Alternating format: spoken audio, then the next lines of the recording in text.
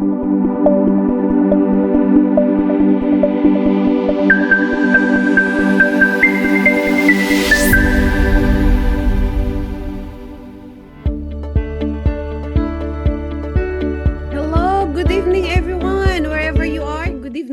afternoon, or good morning, and welcome to the Australian Women Council WISE webinar series. So, those who don't know me, I'm Sarif Alonto Yunis, and the president of the Australian Women Council. And on behalf of our entire AWC community, I would like to warmly welcome each and every one of you joining us this evening from, of course, different parts of Australia and around the world.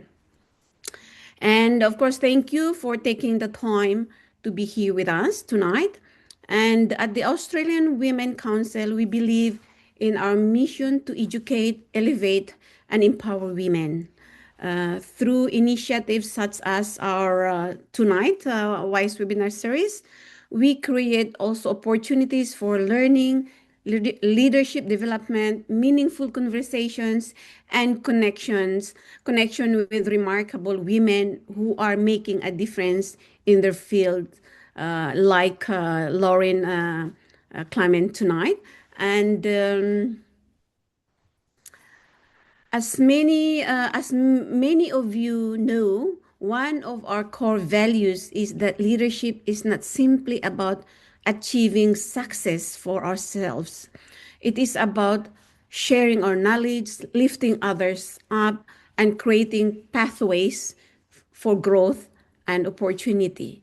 So tonight is another wonderful opportunity for us to learn from an outstanding leader whose work has inspired many individuals and businesses. So before we begin, I would like also to acknowledge the traditional custodians of the lands on which we gather virtually today, and pay my respects to their elders, past, present, and emerging. So thank you all once again for joining us. And ladies, it is now my great pleasure to introduce our guest speaker for this evening. So our wise speaker today heads up to the audacious agency, a premier profile building and award-winning specialist company with over 3 decades of experience in brand management and reputation as a sought-after keynote speaker. She empowers entrepreneurs and business owners to build thoughtful, thoughtful and powerful personal brands. As the brand navigator, she and her team help leaders to boldly stand out from the competition and be sought after, credible brand champions. So she is a dynamic keynote speaker renowned for her ability to energize and engage audiences, bringing a unique perspective and practical insight to help drive growth and elevate their brand. So her keynote presentations help businesses achieve laser-sharp clarity and direction, and her voice has resonated with audiences at conferences and events across the globe. So please join me in giving a very warm Australian Women Council welcome to our WISE webinar guest speaker today, Lauren Clemett. So Lauren, thank you for being with us tonight. So the virtual stage is yours now. Thank you so much, Dr. Sarifa. What a lovely, wonderful invitation and also introduction. Normally when I'm at a conference, we normally hear really loudly some nice Pink music. So just imagine Pink belting out some of her hits as I take to the stage. A lot of people talk about that when I normally arrive. But thank you so much for being here, Dr. Zarifa. I'm just going to share my screen because tonight I'm going to share with us how we can rewire resilience into our brains as leaders in business. And I know you would have seen that fabulous video that we played beforehand about becoming an author, stepping up onto global stages, being a speaker. That does take some courage. It takes some bravery, and it takes a little bit of audaciousness to put yourself out there. So tonight we're really talking about how you can become the leader and the pioneer and the respected go-to champion of whatever your cause is, by rewiring that resilience in your brain and standing up to those little thoughts that might be holding you back. Because this is what happens. Imagine how few people would like us if we spoke to them in the same way we speak to ourselves. So all of those times that we have a go at each other, and maybe you're looking at me at the moment and going, well, that's all fine for Lauren. Look at her. She's very successful. It's no problem. She can get out there and do it. But I started somewhere. And I know what you're thinking. You're probably thinking, Pink's really let herself go now, because look at that woman with that hairstyle. She looks a little bit like somebody I know. And I get that all the time. I get people saying to me, look, you look really familiar. I've seen you somewhere before. And there's always lots of jokes that we have around that. But the thing is, we just don't know what people are actually thinking about us. We don't know what's going on inside their brain. And in the breakout room before tonight, Dr. Zarifa and I were talking a lot about mental health and mental well-being, and how important it is to look after your sense of self-belief, of having that confidence, of knowing that you're here for a reason. And so often we knock ourselves down with this self-doubt and these little voices in our heads that tell us we're not good enough, and we start to fear what's going on in other people's minds. And it's really not true. So today, let's really start to think about how we can talk to ourselves kindly, how we can really support our self-belief and our self-confidence, and be our own best cheer squad. Now, that's all about firing your inner critics and achieving your dreams. So getting rid of those voices in our heads that tell us we're not good enough, we're not ready, what do people think of us, and so on, and really replacing them with some powerful statements that'll help us gather that self-belief, gather that courage, and go and do the impossible. The things that people tell you can't do, let's go and prove them wrong. Now, when I turned 50, I threw myself out of a perfectly good aeroplane. Spoiler alert, I was attached to a man with a parachute, so I didn't die. They say, if you, at first you don't succeed, perhaps parachuting isn't for you. But apparently the hardest part about doing it is the ground. So what I want you to think about is, who in the room, and let's use that chat, because there's a chat room here in the Zoom, who in the room has actually been skydiving? Pop your name in there, pop your hand up, let us know who's actually been skydiving before. Put that in the chat. Who has been skydiving more than once? I know I've done it twice, and I would love to go and do it again. Maybe pop in the chat. Have you ever been skydiving? Have you ever done it more than once? Who in the room is thinking skydiving, even the thought of it makes me weak at the knees and gives me sweaty palms, and there's no way in hell you're going to get me on a plane to throw myself out of it? Why would you do that? So pop that in the chat. Let us know where you're at in terms of whether you've been skydiving. Here we go. Hassan's never been. Would you like to go, Hassan? Would you like to go? Or you absolutely, no, not for me. Larissa did a 230-meter bungee jump. Oh, my goodness. And that's even worse than skydiving, because you bounce up and have to go and do it again. So, yeah. So the thing is, we all have different levels of fear. So people call me fearless because I love doing things like that. I've done hang gliding, I've done rock climbing, I've done hot air ballooning, I've climbed the Sydney Harbour Bridge, I've been to the top of the Eiffel Tower, all that sort of stuff. And I've loved parachuting. So my fear aversion is really low. Yes, plus paragliding, Fleur, and base jumping. Oh my goodness. And so Fleur beats me. She's done base jumping. I think you're incredibly insane. And hang gliding as well. I love it. So some of us in the room tonight would just break out into a sweat just thinking about these things. Others have already done it. So our fear levels are very, very different, just in this small room of the people gathered here tonight. Very different levels of fear. And the thing is, fear is just something that comes from inside us. It comes from inside our brain. And I've got my spare brain with me tonight. So I've got that here. I'll get my little brain out so that we can have a little visual of a brain. Here we have my little brain. Now, in a room, normally I'd be throwing this around to people. I'm going to do it a little bit in the Zoom room tonight. But inside our brain is something called the fear center, the amygdala. And it's there to keep us safe. It's there to help stop us from making really bad decisions. And it wants to just make sure that it looks after us. Our brain is wired for safety. And it comes from caveman days. So years and years ago, decades ago, back in caveman days, the real fear was, meeting a big hairy mammoth or coming face to face with a saber-toothed tiger. Now, today, the worst fear we might have is hardly any internet, or having to make a sales call. They're really not real fears. They're not really avoiding these things that might kill us. But that lizard brain, the amygdala inside our brain, that fear center is still there from when we were cavemen. So it's keeping us safe and making up all sorts of things to keep us afraid so that we stay comfortable. We stay safe in a little zone where we're really happy and we don't push ourselves to a place where we might get hurt or eaten by a saber-toothed tiger, or have to make a sales call. So I call them, those little voices inside our heads, the itty-bitty shitty committee. And there's 10 members on the committee. We're going to go through a few tonight. But what I'd like to do in the little chat, if you're in the chat room, have a look at this slide and perhaps pop into there which one of these particular characters really speaks to you. So which one of these is a voice that you hear a lot inside your brain? Pop it in the chat. Think about your inside your brain. Go to that amygdala, that safe place that's keeping you safe. What's the voice you hear most of the time? Is it that no one likes to show off? Is it that, you haven't done enough to get out there and start promoting your brand and writing books and so on? Maybe you had failure in the past and it's, just remember it didn't go well last time. Don't do it again because you might hurt yourself. Is it comparing yourself to others? I'll never be as good as them.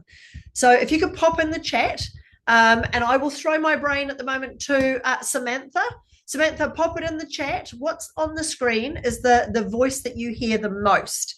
Uba's saying, if you stand up, people will hate you. Yeah, absolutely. That's a loud voice for lots of us. Robin Baker's on the call as well. I'd love to know what your loudest voice is. You're not good enough. There she is.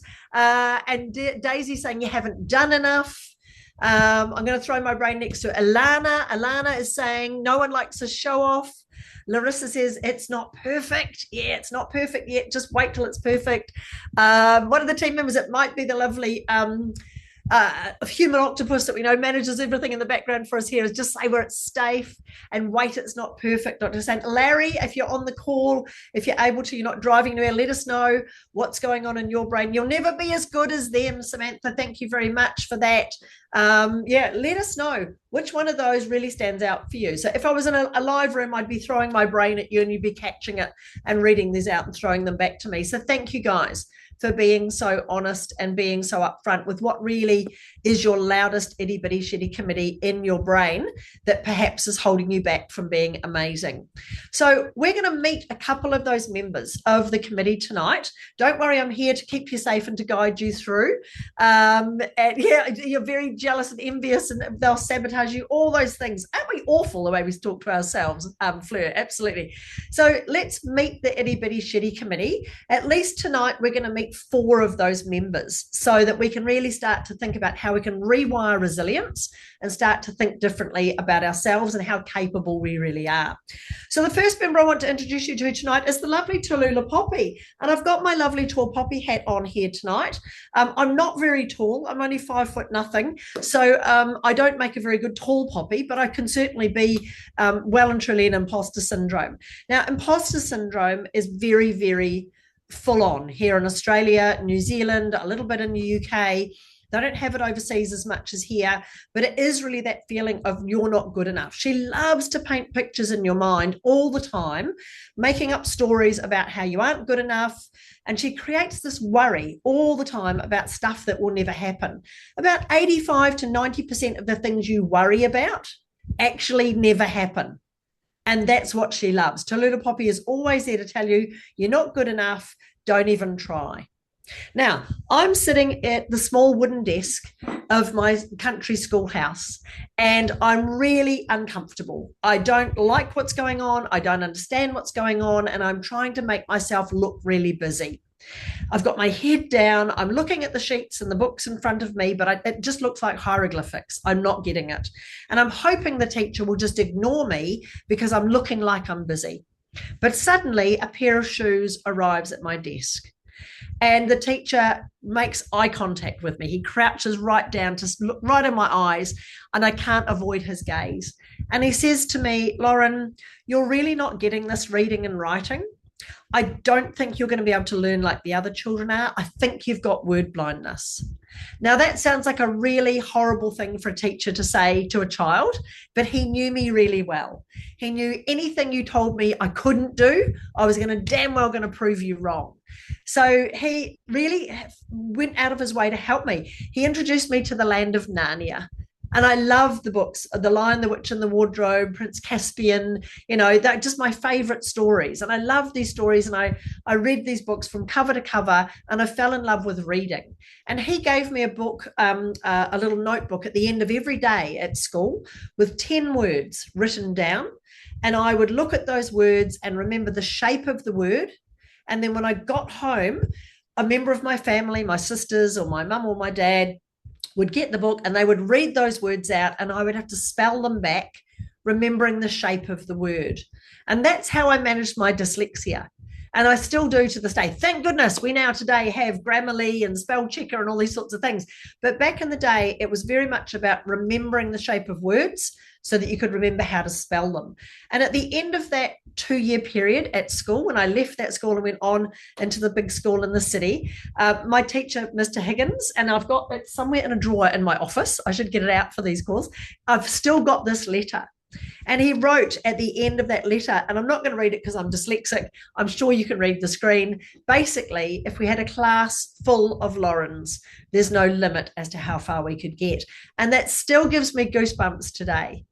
What an amazing teacher who just guided me and found a way of helping me fall in love with reading. And of course, now I've gone on to become a 9-time best-selling author. So it's just, what if I didn't have that Mr. Higgett in my life who believed in me, right? But he didn't tell me I could do it. He told me I couldn't do it.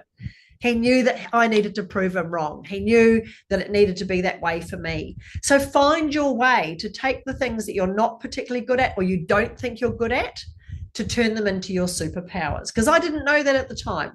I didn't know that my dyslexia disability was going to become my greatest asset. It wasn't until a lot later in life when I started working with big advertising agencies. This is Saatchi & Saatchi in Wellington. They were one of the top 10 creative agencies in the world when I worked with them.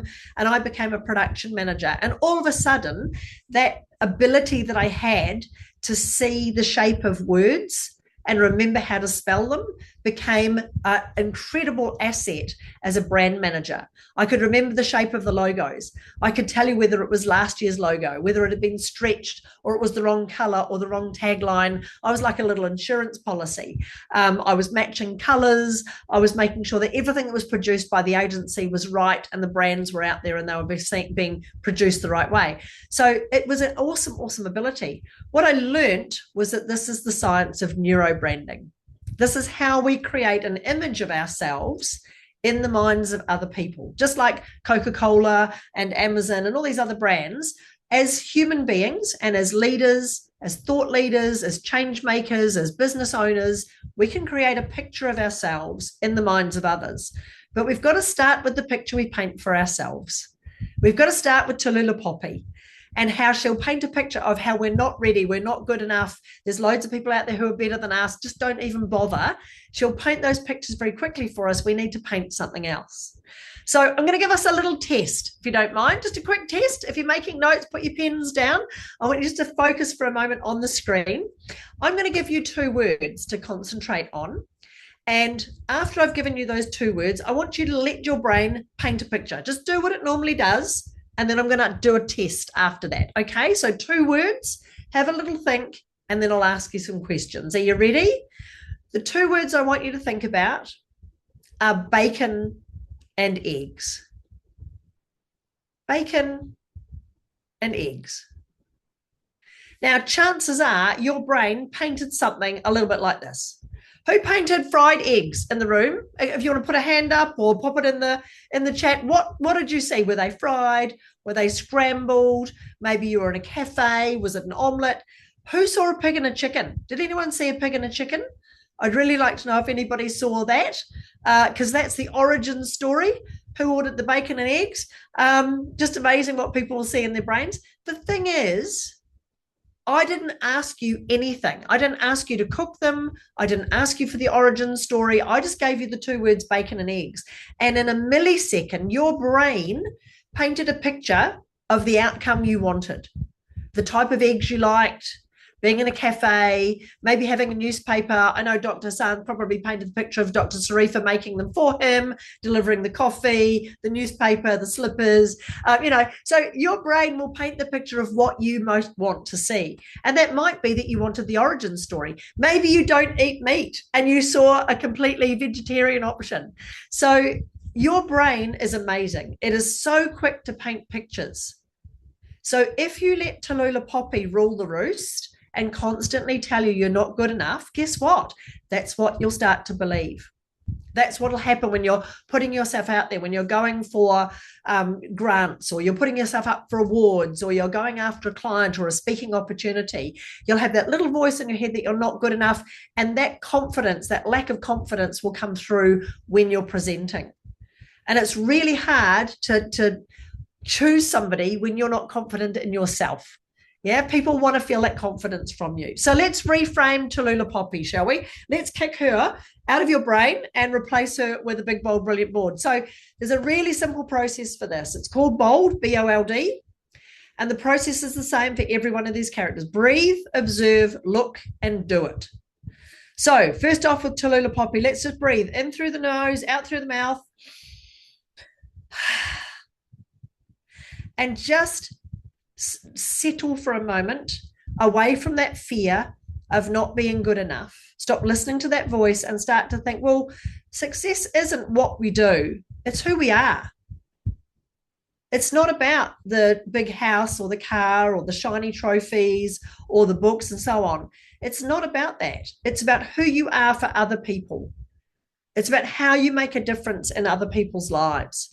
So you can kick Tallulah to the curb and say, success isn't about what I'm doing. It's about who I'm becoming. Then observe. Have a little moment to look at that fear of telling yourself you're not good enough. What were you told as a child? Or did somebody at school say you're too loud, or you're too timid, or you're too bold? You're not educated enough. You're too short. I know I was told I was too short to be an air stewardess. That's my dream as a child. I wanted to be an air stewardess, travel around the world. And I didn't particularly like looking after people, but I just like the idea of traveling around the world. Now I get to travel with my speaking, so my dreams have come true. Doesn't matter how short or tall I am.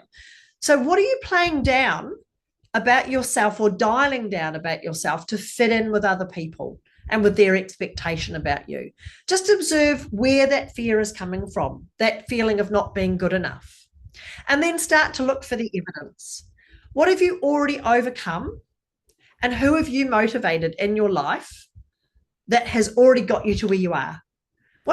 All of us have had amazing challenges. We've had barriers put in our way, whether that's a language barrier or a trauma or a feat of nature or a business falling over or something else that's happened in our lives. All of those challenges, we've overcome them to be here tonight, to be here today.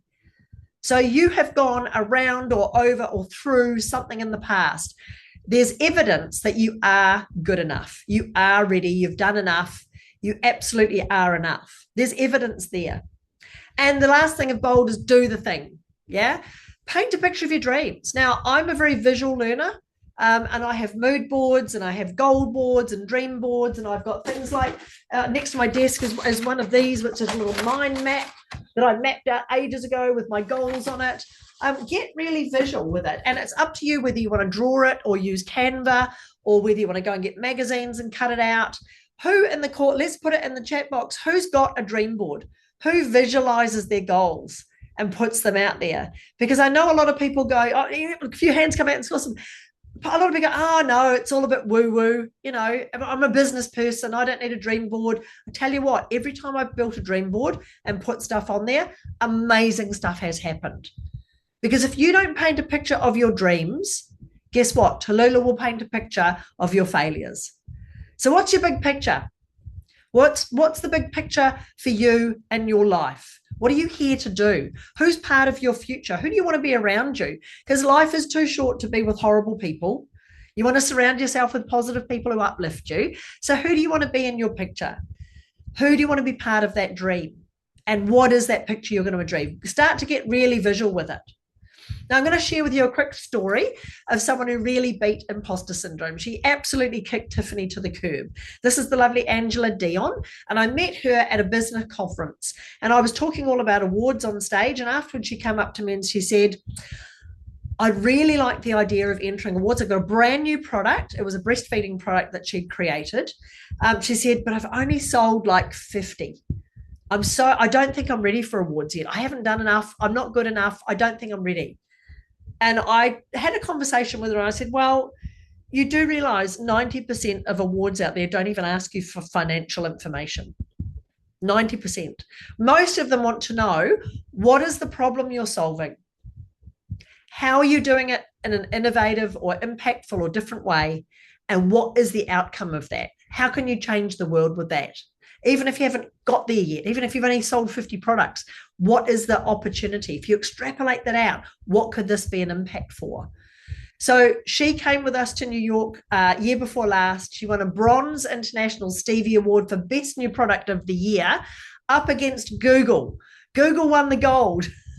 And there's this woman from Australia, from Adelaide, who's only sold 50 products, winning a bronze in the same category. It was just an extraordinary thing to see. She came back to Australia after that and she went to a buyer's expo and she had all of her products there with these Stevie Awards on the table there. And the Westfield buyer walked past and he took a sort of double look at her table and he came back and he said to her, how did you win those awards? And all of a sudden, she's talking to the buyer at Westfield about how many products she can get on a pallet. She rang me that afternoon and said, Lauren, what's a pallet? I don't even know what a pallet is. So, that's what can happen when you start to dream big and you start to put yourself out there. So let's reframe Tallulah, shall we, who tells you you're not good enough. Let's reframe her.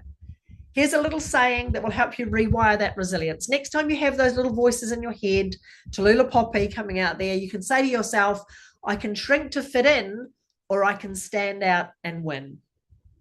And let's really nail her, because you either shrink and disappear or you stand out and you open the door to opportunities. Is everyone getting this so far? Yeah, awesome. Like a screensaver, I'm like, oh, brilliant. I love it. There's people with screensavers with their goal boards. Yeah, looking at every day, having it on your phone. Such a great idea, Larissa. I love that. So that's Tallulah. Next person on our committee, our itty bitty shitty committee, is good old Tiffany. Now, Tiffany is the company secretary. So she keeps all of the notes. She's always taking down all of the things that could go wrong. And she's making a note and she's checking it off. That could go wrong. This could go wrong. But what if that happens? What if this happens? The fear of failure. It's constantly there going, yeah, but if you do that, what happens if it doesn't work out for you? And it's a really difficult voice to try and tone down. Now, I've arrived in New York in the middle of winter. It's November. It's very cold. And it's the evening.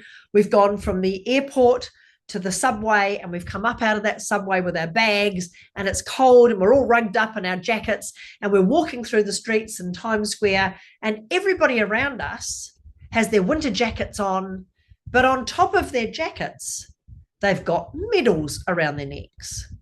Loads of people walking through the streets of an evening in New York wearing medals. And they're everywhere. They're in the cafes, they're in the restaurants. We go out to a bar later on, there's people wearing them, still having them wear. What is going on? I don't understand until I realize that morning in New York was the New York Marathon. And everybody's out in the city still wearing their medals around their necks. Now, this is unusual, isn't it? Really, really unusual. So people in Australia and New Zealand and other countries like that, we don't do that.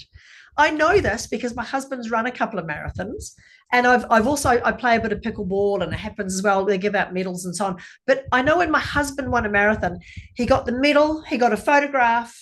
It was a nice moment, and then he took it off and put it in his pocket. And to this day, I don't even know where that medal is. In America, they were wearing these medals not only hours, but days later on the outside of their jackets, walking around in the city, very proud that they had just run a marathon. Now, we could learn a little bit from that opportunity, couldn't we? We could learn a little bit about what it takes to really back yourself and to just fire Tiffany and go, you know what? So what if I don't win? At least I get there. At least I train. And we know with a marathon, and we know it's the same in business, there's a huge amount of effort that goes on before you even get to the start line. And back when I worked at Saatchi's, they had awards coming out the kazoo. They had drums full of them. They'd run out of room on their wall, like the one behind me, to put those certificates on the wall. They had these spikes that they'd installed into their room, and they were impaling the certificates onto the spikes because they had so many awards. And I just thought it was a big ego trip.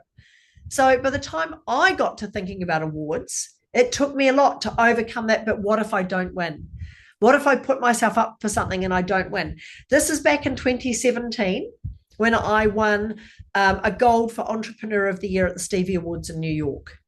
And it wasn't until I'd won my own awards for my own personal branding programs and seeing the judges' comments and them talking about how important the work was that I was doing, that it suddenly dawned on me that the awards weren't for me. They were for other people. They were for other people to see and to notice and to be inspired by and be motivated by and see themselves doing. So really, really vital to make sure that you are not listening to the naysayers who tell you you can't do it, especially good old Tiffany, who, what if you don't win? What if you fall over? What if you make a mistake? The fear of failure can hold you back. And there's a little lesson in here as well. If anyone's won an award, and I know there's a few people on the call today who've won Able Book Awards as well, which is brilliant. There's a little secret on this slide with those little laurel leaves around the logos there that you can see. If you've won awards and you're looking at whether you should go and talk about them, especially if you didn't win gold, but I won bronze or whatever your voices are telling you in your head, you can use those laurel leaves to really help build your brand. So this is a billboard from China. I love seeing these things and go, oh, I need a photograph of that. Now, I don't speak Chinese, but I know that the company that's got this billboard is an award-winning company. How do I know that? Because it's got those laurel leaves on there. So the laurel leaves are like the international symbol of victory. They date back to Greek mythology when they used to use the laurel tree, the leaves of the laurel. It's funny, I'm named Laurel. I'm named after the thing I do, which is hilarious. But the laurel leaves, they used to weave them into headdresses or around the necks of the winners and the Nobel laureates, the poets and the great thinkers used to get these laurel leaves draped around them. So it's the international symbol of success.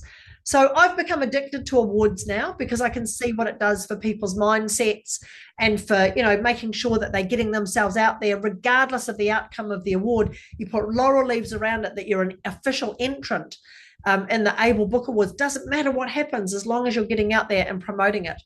The thing is with failure, there's always a silver lining. And I'm sure some of you on the call would have heard of this amazing art, this kintsugi, it's called, the Japanese philosophy, a bit of wabi-sabi, they say, embracing imperfection and just dealing with the fact that, yes, things might shatter, they might fall apart, but you can mend them and you can put them together and you can actually create something pretty special out of that, like my dyslexia turning into my greatest asset. So that fear of failure teaches us that when you overcome that, you can start to think about how damage and trauma doesn't destroy us. It doesn't destroy our value. It repairs us. It makes us stronger. It makes us unique. It makes us more beautiful than before. So don't fear failure. Don't give in to Tiffany, who's ready to read you off the riot act of what could possibly go wrong. Start to think about how you can rewire her into something much more powerful. So next time you hear that Tiffany's voice in your head, the fear of failure, what if something goes wrong? Let's go back through that process, the bold process. Breathe, observe, look, and do it. So breathe in through the nose, out through the mouth. When you're feeling this fear of failure, it really is just a loop that's playing over and over in your brain. So we need to slow that spiral down. Stop thinking about all the things that could go wrong and start thinking about all the things that are already going right. Where you are, the fact that you're safe, the fact that you've got an amazing family. Chances are you're coming on this call tonight from a safe home or a car or an office somewhere. You're in a safe environment. There are no hairy mammoths about to charge you down. And then observe, what are you really afraid of? Tiffany is absolutely terrified of failure and humiliation of failure. But that's very unlikely to happen. And even if it does happen, you have more than enough capability to overcome it and that kintsugi to repair it with gold. And look at what's around you. What if you do win? Instead of what if you fail, what if I win? What if I fail and it's horrible? What if it's fun? Let's flip it on its head and realize that nothing ever goes perfectly, but you've survived stuff before this. And the fact is, right now is an opportunity to learn and improve, more so than the ability to fail. So do the thing, write down your goals and get really, really clear on what you're going to get started on. Pick one that you've been holding back on because you're afraid to fail and go, I'm going to start that tomorrow. I'm going to just do one thing to get going and do it. Now, there's a really good physiological thing you can do when you fear failure as well. This is the bull, the charging bull on Wall Street. Has anyone seen this in real life? This is a photograph that I took when I was there. Just amazing piece of incredible inspired art. He's charging down Wall Street and doing amazing things there, right in front of where the big financial district is. The back of him looks quite different, of course. And there's a reason why he's quite polished in the back end, is because people crouch down and they rub those for good luck. So that's quite fun. But not that long ago, in fact, it was the second year I was in New York, 2018, a new structure arrived to look at this bull. And it was this amazing fearless girl. And it was a brand new sculpture that was made, and she was put right in front of the charging bull, this little girl with her hands on her hips, and she was called Fearless Girl. March 2017, she was put in place, and she was staring straight into that bull's eyes. She's currently in a slightly different location. It got very congested there, and they moved her to a permanent. She's now looking directly at the New York Stock Exchange, staring them down. So what I'd like you to do, if you're not driving while you're watching this call, I'd like you to take up that pose. I'd like you to know that the power in women is leadership. This is the little plaque that's at her feet. It says, know the power of women in leadership. She makes the difference. So just for a moment, I want you to put your hands on your hips, and we're going to hold this for a couple of seconds. Hands on your hips, nice and tall, like that girl. Feel shoulders back, holding it nice and strong, and know the power that you have within you, that you make a difference. And you can stand up to anything life throws at you, and you can deal with any failure, because it's just another opportunity to learn.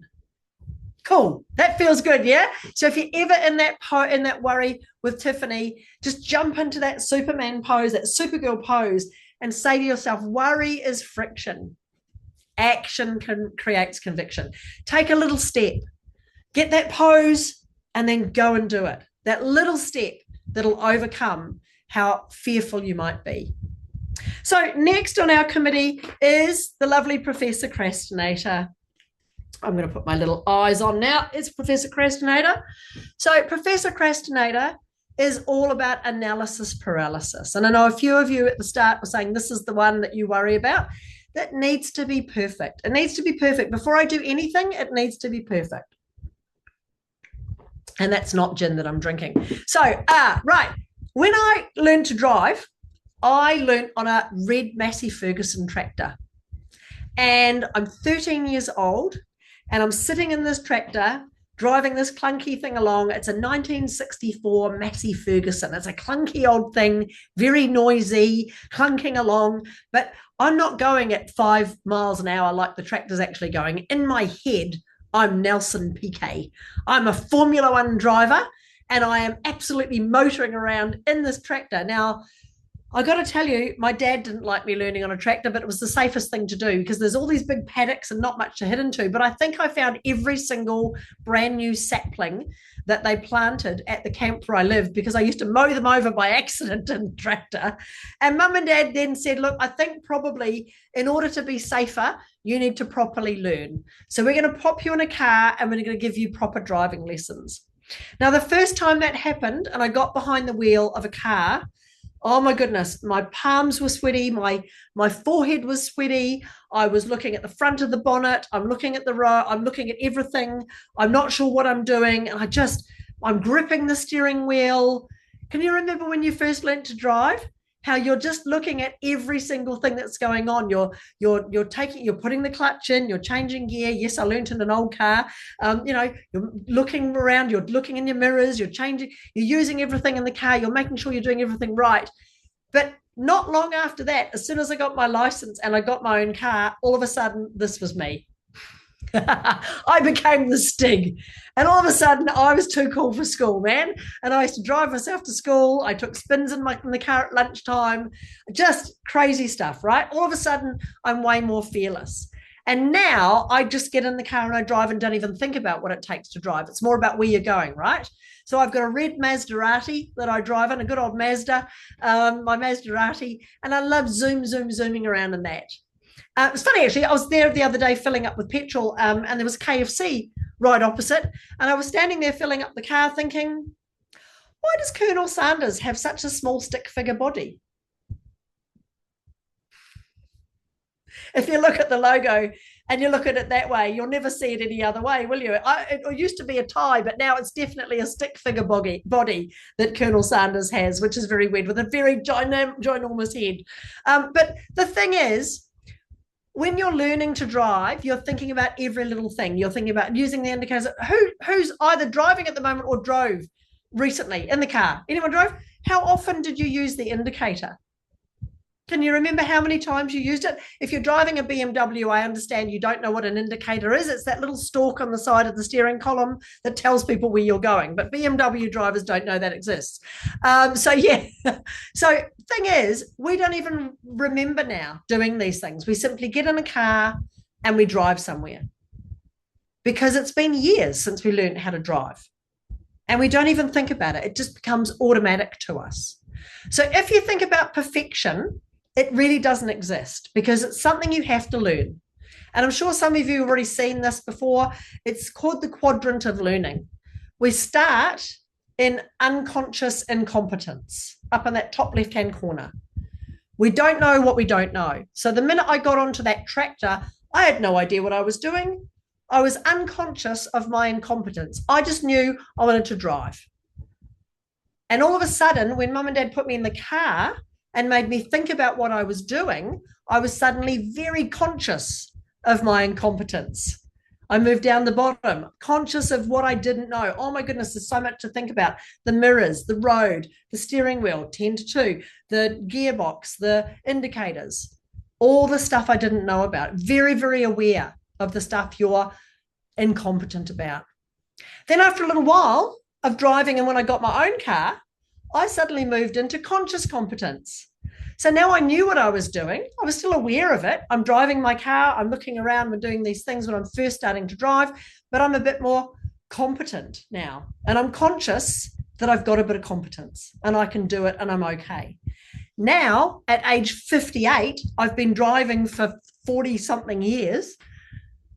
I've got unconscious competence. I don't even think about it now. I need to go somewhere. I don't think about how I'm going to do it. I think, where are the car keys? What's the time? Will I get there on time? And off I go. And I don't even think about stopping at traffic lights and indicating. We just do it unconsciously. So when you next think about learning something that is new or doing something and thinking, oh, it's not ready yet, it's okay, because it's just a process you're going through. You're moving from being unconscious about your incompetence. You're probably now very conscious of what you don't know. You're sitting in that CI. Oh, I'm not sure if I'm ready yet. It's not quite perfect. All you need to do is keep going, because eventually it will be perfect. It'll be as perfect as it needs to be, because It won't get any better. You will get better at doing it. It's as simple as that. The world doesn't get better. And I hear it all the time with small business owners. Oh, it's really bad at the moment. There's all this stuff happening. It's not the perfect time to open a business. It's not the perfect time to write a book. It's not the perfect time to invest in things and so on. It will never be perfect. Times don't get better. People get better. You'll get better. You just need to keep going. So next time you hear good old Professor Procrastinator telling you to put it off because it's not ready, you're not perfect, just wait a little bit longer until it's ready to go. Again, let's do the bold process. Let's start by breathing in through the nose, out through the mouth, and let it go. Let being perfect go. Release the pressure of perfection. It's just a delay tactic. Perfection isn't important. It's more important that you keep moving on the process. And just identify your daily delay tactics. Are you spending too much time? Oh, I just have to finish that thing before I get onto that thing so that I can do that thing because that other thing's there. Are you doing ironing and washing and cleaning or doom scrolling on your phone to avoid doing the thing? The more you can stop that and the more you can actually put your phone down, sit down and face it and get it done, the more you will feel confident and comfortable with what you're doing. And look for the deadlines. I love deadlines. I especially like the whooshing sound they make as they go flying by. This was a sign that used to be on my office when I worked in advertising. Review the deadlines that you've already hit in the past. If you've written a book, if you've created a course, if you've written a program, if you've signed a big contract with a client, if you've spoken on a stage, chances are you've already achieved so much. It might not have been ideal, but you did it anyway. And I know with speaking, they talk about the fact that there's always 3 different speeches that we give. The one that we planned, the one that we gave, and the one that we wish we gave. And you're always going to get that. Nothing is ever perfect. You just need to keep going and do the thing. Set some hard deadlines and then work backwards. If you've been putting it off, what day do you want to complete it by? And then go, right, what do I need to do to achieve that? So what's a project or an action or something you've been delaying on? Set a hard date, work out what it needs to take to get there, and start taking the small steps to prove to yourself that you can do it. A quick story to highlight that is the lovely hearing professional that I worked with, just an extraordinary woman. Now, she started doing what she was doing as an audiologist in the 80s, and she saw lots of the clinics were starting to promote free hearing tests. And she didn't like the idea of that. And in fact, the audiology professionals said, no, you can't do that because it's like a loss leader. You're getting people in off the streets to have a free hearing test, and it's not really a proper hearing test. It's just a way of getting them in and then selling them something. And that was in the 80s. So they actually made a ruling that you couldn't do that. Today, just about every single sight and audio clinic around the country promotes the fact they do hearing tests for free. And they get you in and then they sell you a product. Now, about 90% of people who do that end up with the hearing devices living in the drawer by their bed. And they don't use them because they're not fitted properly. They never got a proper test. And now they've spent a lot of money on something that really doesn't work very well. So when this lovely, amazing woman went out with her business, she said, I'm actually going to do the opposite. I'm never going to do a free hearing test. I'm going to put it out there that I do hearing tests. They cost a couple of $100, but you get an hour and a half of my time. You get a proper hearing test. And if you like, you can bring those hearing devices that are sitting in your bedside cabinet with you to the meeting. And I will do a proper test with you, a proper fitting. And if you don't need to buy a device, you don't need to buy a device. You can use the ones you've already got. Within weeks, she had a line of people outside her door. She was fully booked with people who wanted her service. And that takes some character, doesn't it? That takes some courage to stand up and do exactly the opposite of what your competitors are doing. Now, what would have happened if she'd let Professor Procrastinator say to her, that'll never work. It's never been done before. You're not ready. It's not perfect. It's not the thing that everybody else is doing. She didn't. She told Professor Procrastinator to go away because perfection is just a mask that you wear to hide the task. You're just waiting for something perfect to be all aligned, all my ducks. I don't have ducks in a line. In fact, I think one of my ducks is probably a chicken, and I have no idea where they are, but I'm still out there doing it, right? So perfection is just a mask. Don't wait till it's perfect. If your gut is telling you this is what you're here for, this is what I'm here to do, this is the service I need to provide to the world, go out there and do it, and don't let anything stop you. So the last of our lovely committee members that we're meeting tonight is the fabulous Mimi, who's the fear of judgment. She doesn't like the opinion of others. She's very loud. I've got her nice little bangles on here. She's very loud. She makes a song and dance about all sorts of things because she just wants to actually avoid thinking about what people's opinions are. She's very quick to judge others as well. And that's the little voice in your head that's constantly saying, oh, what will they think of me? What will they think of me if I start to do this, if I step out, if I do something different? Now, the engineers have all joined in the boardroom, and they're really worried because any minute now, the owner of the company is going to come in the room and they know he's not happy. There's this new device that he has been absolutely passionate about for years, and they cannot get it to work properly. And they're going to have to give him some bad news. They're going to have to tell him, look, if you want this device to do everything you want it to do, we're going to have to make it bigger because we cannot physically fit everything you need into this device at this size.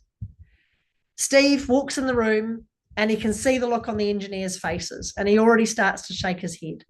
He can't believe it.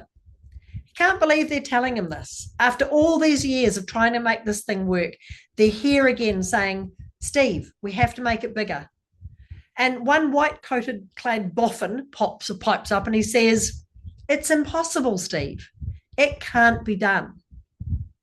Steve picks up the prototype from the boardroom table. He storms out through the glass doors and walks across to the reception area where there's all these people scuttling away in this beautiful tech centre. And he sees the fish tank in the reception area. And he takes the device, the prototype they've been working on, and he drops it into the fish tank. All the boffins are standing there gasping that he's done this thing. And they're looking at the fish tank, and out of the top of the device that he's dropped in, these little air bubbles are floating to the surface. And he looks at the engineers and he says to them, see? There is room. That was a real story about the background of how the iPad was made. Steve Jobs actually did that. He was on a mission to create a product that was no bigger than a mouse pad or a telephone book. It was going to be like a book that people held. He couldn't be any bigger than that. That was the size he wanted it, but he wanted all of this tech in there. He was a visionary leader. And the iPad has gone on to become one of the most loved and successful products that Apple has ever made. It made around 1 million devices in its first month. Just amazing. And what if he'd listened to the people who told him it could never happen and it won't work and you're crazy? Now, Steve wasn't particularly liked. I mean, he's a visionary, he's a leader. He set the tone and the culture for the brand of Apple. Everybody knows who Steve Jobs is. But he was the driving force behind this one word of the business, innovative. Out of the box thinking, stuff that his competitors weren't doing.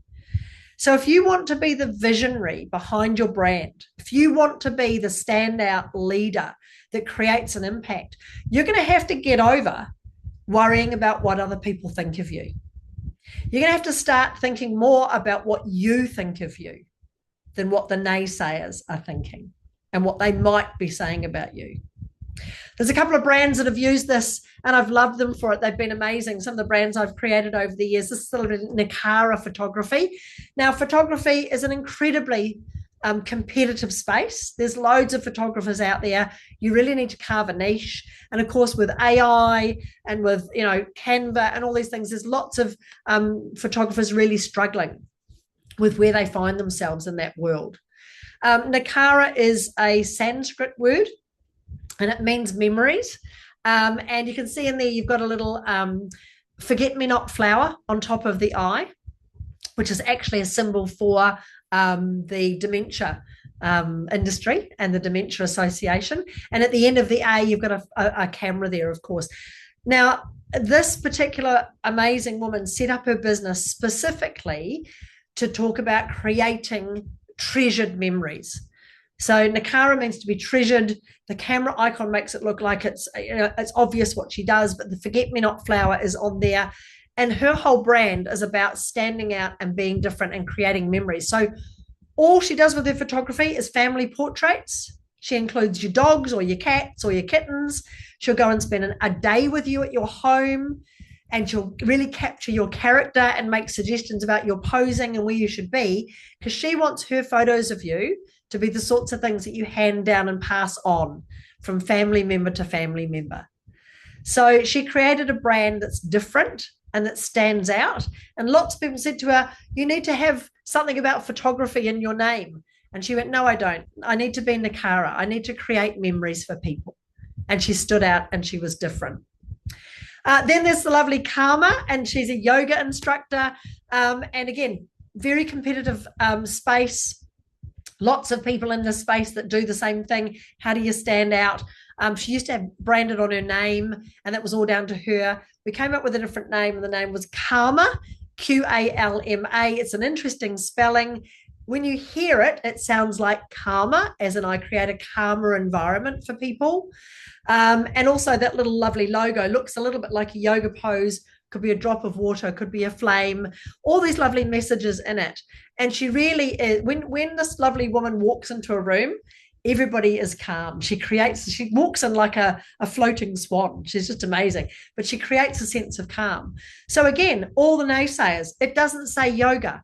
Okay, living a calmer life, I do that via yoga, and people remember me for this.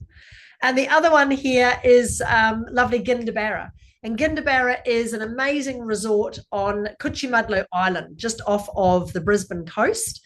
It takes about 10 minutes to get out there on a ferry. There's virtually no internet or Wi-Fi. You can walk around the island in a couple of hours, but it's a great little holiday destination. And on that island, there is a little retreat. It's a great place if anyone holds retreats. It sleeps about 25 people, individual little cabins and a big lodge.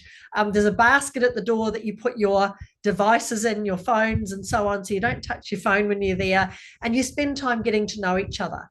It's an amazing little place. Now, I spoke to the tribes there, the local Quandamuka people, and the aunties, and I asked them about a brand name for this place because the owner wanted to reposition them and rebrand them.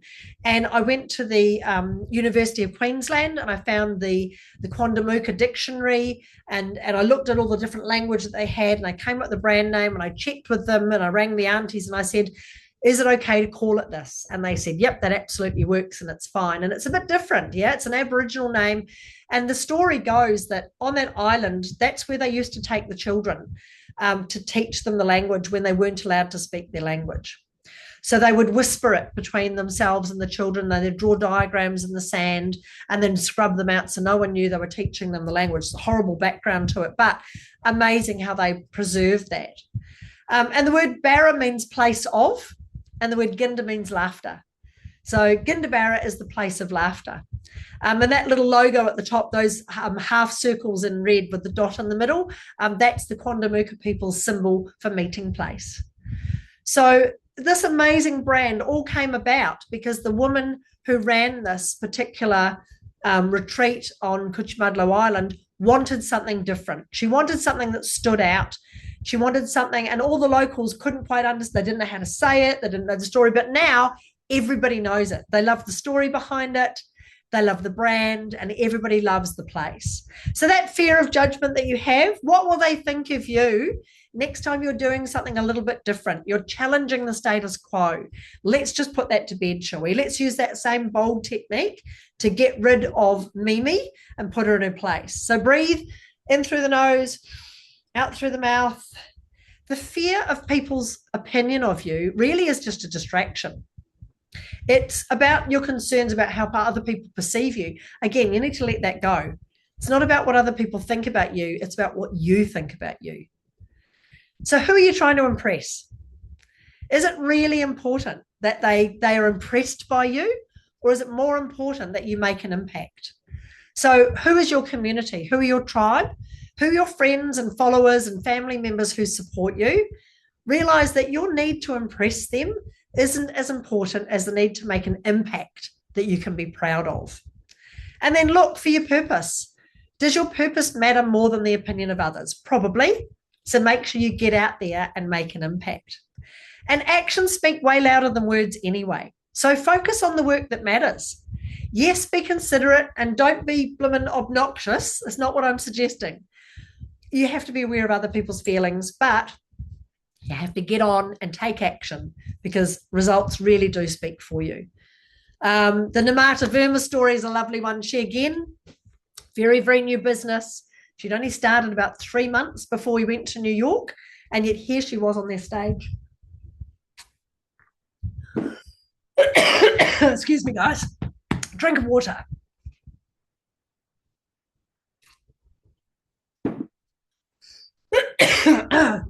So Namata, she experienced the same thing.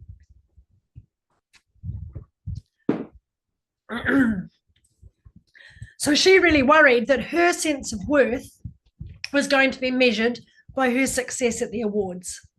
So her business was only 3 months old, and yet here she was on an international stage. So the courage it took for her to say, you know what, I'm not going to think about the naysayers. I'm actually going to go ahead and do it. And part of her awards process that we got her to do was to ring her past clients and ask for testimonials. And she was really afraid of that.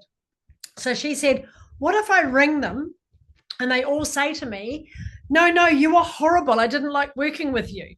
And of course, that didn't happen. Every single person she spoke to was more than happy to give her a testimonial and loved what they'd done since they worked with her. So she won a bronze Stevie Award up against TripAdvisor in New York, and just has done amazing things. So the next time you hear Mimi in your head telling you, just hang on a minute, what about what other people will think of me? Forget the applause. It's not about the applause, and focus on the cause. What is it you want to be known for, and how do you want to do it differently? So in order to beat the Itty Bitty Shitty Committee, first you have to meet them. We've met a few of them tonight, the big, bold, brilliant board. This is the rest of the crew that's in there. Again, have a look at these ones and think about which ones stand out for you. Which ones really make you worry about what you're capable of, or sow those little seeds of self-doubt. Use that process, that bold process. Breathe, relax, realize that you're safe. There's no hairy mammoth coming to get you. Observe what's going on. Look at what you have done, and then go and take action and do it. And really think about the fact that these fears, they really are just inside your brain. They're not real. And we can replace them by rewiring the way we look at things and the way that we can change it up for our own minds. When I threw myself out of that perfectly good aeroplane when I turned 50, the scariest part was when I was hovering right on the edge of the plane. I was so excited about jumping out of the plane. It had been a lot of fun. I had all my friends around me. It was just such a brilliant day for my 50th birthday. And yet here I was for a couple of split seconds hanging on the outside of an aeroplane. And I realized I had no control over what was going to happen next. The person behind me that I was strapped to was making all the decisions. And that scared the bejesus out of me. And then all of a sudden, whoosh, we were out. And we were into that free fall with the air rushing past you and the noise and the speed that you were traveling and just rush of adrenaline. And then all of a sudden, that big blue and yellow parachute opens above you and it's quiet. And it's peaceful. And we're now chatting away, and he gives me the grips, and I'm now directing where the parachute's going. And we're in Byron Bay, and it was just such a beautiful event. Cruising around, looking at the hills and the water, and then legs up and landing on that grass. And while he packed away the parachute, all my friends coming around with these massive big smiles on their faces. You could not wipe the smiles, the grins off our faces. And there was champagne and there was cake, and we just had such a lovely time. until I saw the photographs. And it wasn't the photographs of me with my skin being pulled back from the G forces. It was the photographs of me in the big blue overalls. And I looked at the moment, what on earth happened to me? I didn't just turn 50, I turned fat and frumpy at the same time. So I decided to go to the gym.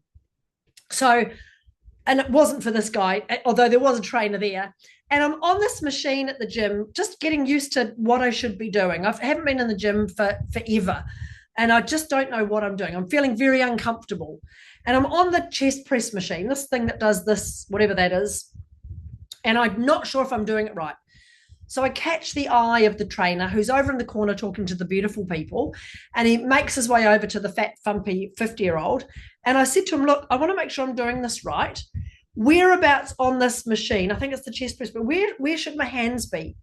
And he says, oh, probably about nipple height. And I look at him and I go, mate, at my age, you're going to have to be a little bit more specific.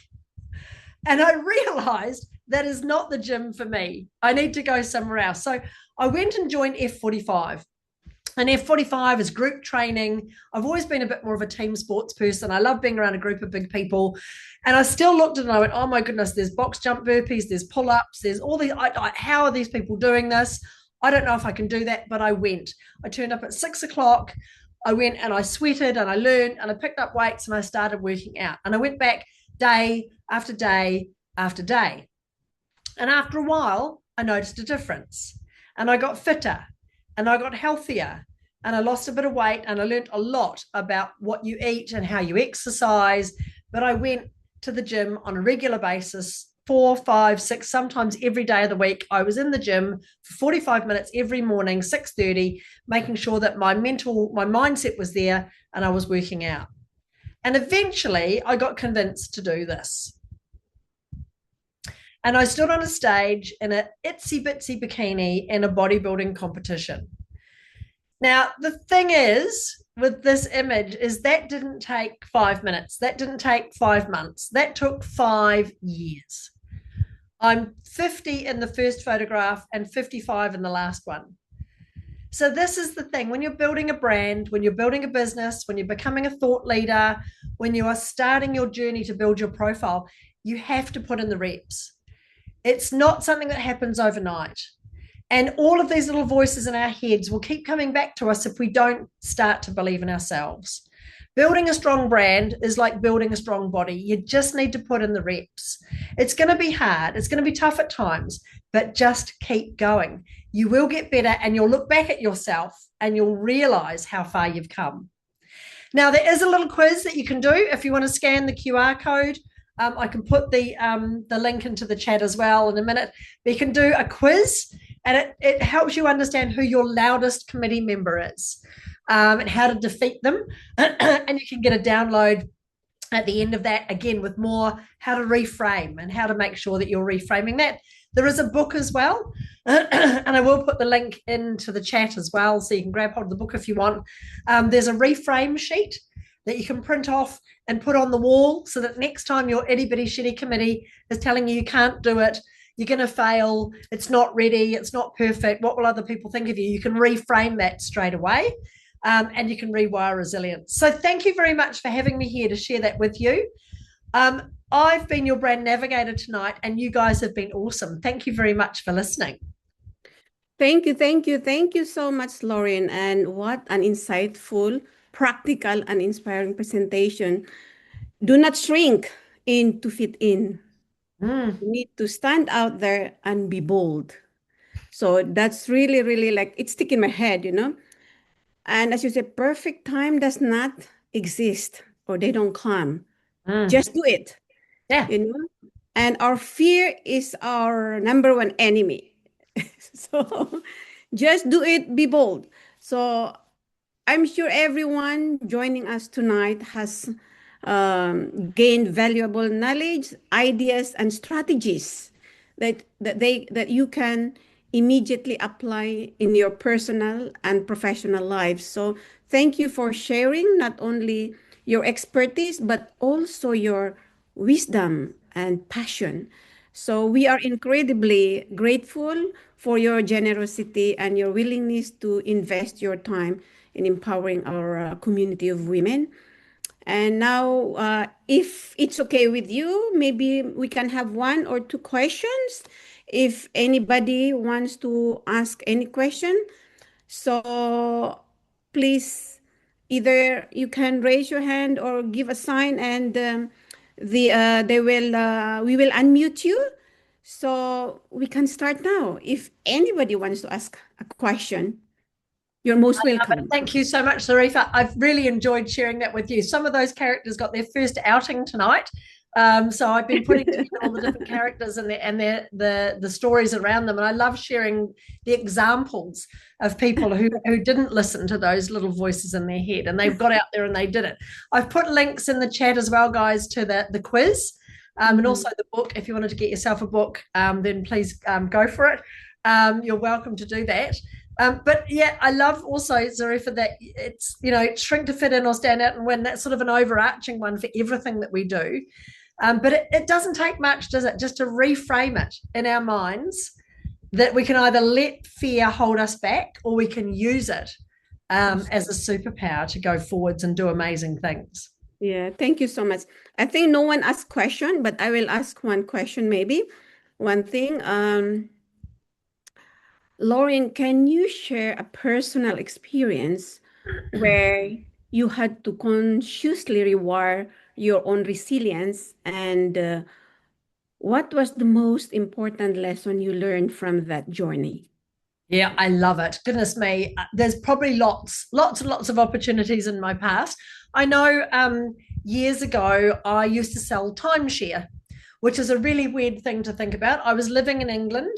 I actually didn't used to sell the timeshare. I used to be one of the timeshare touts that was out in the holiday places, encouraging people to take time out of their day to go and have a look at the timeshare. So I was just having a lot of fun, actually. I think I was about 23 at the time. And I had someone say to me that I would never be very successful at it. And it really knocked me because it was somebody I quite admired. And it wasn't until I rewired my own resilience around that. And the reason they said was, you're from New Zealand. No one can understand what you're saying. You don't know enough people and all the rest of it. And yet what actually happened was, because I was from New Zealand, I leaned into that even more. And I made lots and lots of friends with the people I got to meet. And as it turned out, because I, again, was told by somebody, you can't do it, it's just my personality. I'm going to prove you wrong. I ended up being the top tout that year. I had the highest commission. The largest number of people that actually went into the resort that I had sent had actually bought. So the conversion rate was really high as well, which meant that I'd connected with them really well and they trusted what I used to tell them. Look, it's timeshare. Leave your wallet at home. Don't go to Dubai. Have a nice day. Take your swimming trunks because you can spend some time in the pool there and so on, which they could. Don't buy, just go and get your, B&Q vouchers or whatever it is. So I was very honest and open with them, but I connected with them really well. I earned enough that year to buy myself a new car. I won the competition and they said, you get to choose one of our holidays and go and stay in one of the timeshare resorts, totally free of charge. They thought I'd just take a trip back to New Zealand one way, but actually I went, no, I'm going to go to Switzerland, which was the most expensive place I could have chosen. And I skied from a beautiful chalet where you could ski off the veranda straight onto the snow. And I was there for about 7 days, all completely paid for by the company, all because one person told me I couldn't do it.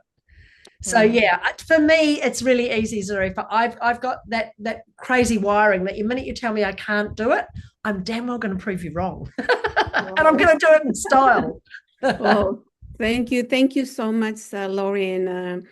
You are walking your talk, So I really thank you for your sharing, for the wisdom and that experience, And also thank you everyone for your presence, participation, and commitment to continuous learning that make this community so special. And also at the Australian Women Council, we really firmly believe that when women support women, share knowledge and grow together, extraordinary things happen. So I encourage each of you to take at least one lesson from tonight's session and put it into actions this week.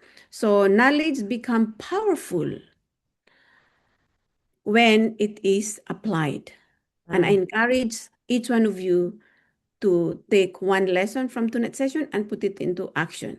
So please continue to stay connected with the Australian Women Council and join us for our future WISE webinar programs and events. So together we all continue to educate, elevate, and empower women across Australia and beyond. And I really thank you. But before we conclude this evening, um, I would like to share an exciting announcement with everyone that on behalf of the AWC Women Australian Women Council, we are delighted to invite you to our upcoming Australian Women Council Leadership Conference, which will be held at the Victorian Parliament on the 27th August from 9 a.m. to 4 p.m. So this special one-day conference will bring together women leaders, professionals, entrepreneurs, educators, community advocates, and change makers for a day of learning, networking, leadership development, and meaningful conversations. So as part of our commitment to educate, elevate, and empower women, this conference will provide an opportunity for participants to connect with inspiring leaders and gain valuable insights, and of course, contribute to important discussions on leadership, influence, business, and creating a positive impact in our community. So we would be honored to have you join us for this significant event in one of Victoria's most iconic institutions, which is the Parliament. So further details, inshallah, I think the details is already there, but the registration and the program will be shared shortly